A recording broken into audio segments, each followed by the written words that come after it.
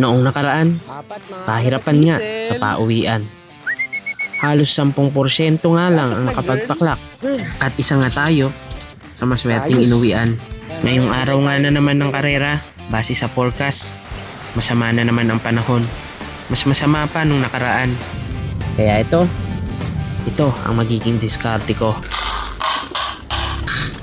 Ayos, patuka muna tayo ng mga stockbird. Masyado pang maaga para mag-abang.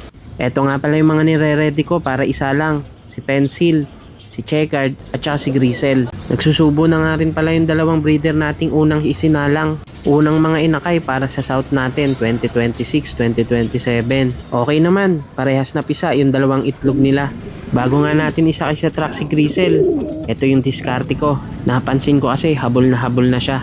Kaya sinulit ko na para maging motivation na rin niya para pumuwi ng mas maaga. Saktong-sakto din, hinahanap din palagi siya nung asawa niya.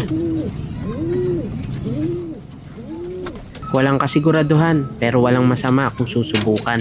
Bago pa isakay sa truck, pinainom na nga rin natin siya kung tawagin nila ay pabaon. Iba't iba tayo ng paraan. Iba't iba din ang resulta. Walang kasiguraduhan pero basta alam natin tama ang ginagawa. Ako si Blue. Gumising ako ngayon para mag-abang ng kalapate. Kaya tara, samahan niyo ako. Ayan kalapatids, maulan.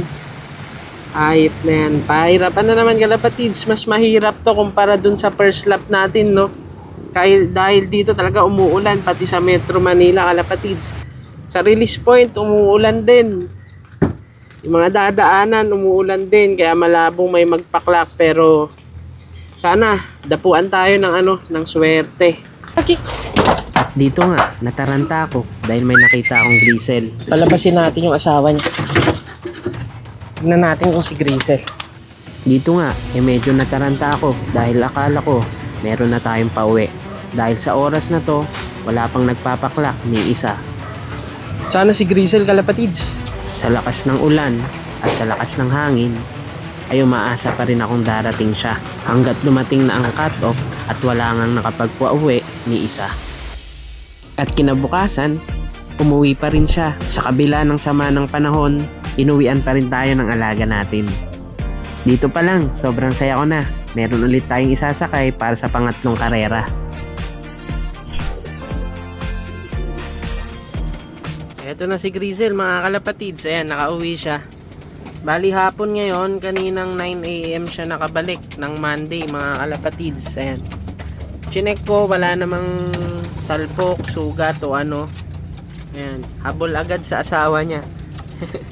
Ayan o, ayos naman yung kondisyon niya. Medyo naging manipis lang onti yung katawan pero okay lang naman yun.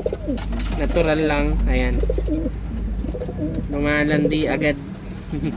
Ayos, may pangsasakay pa tayo sa third lap mga kalapatids.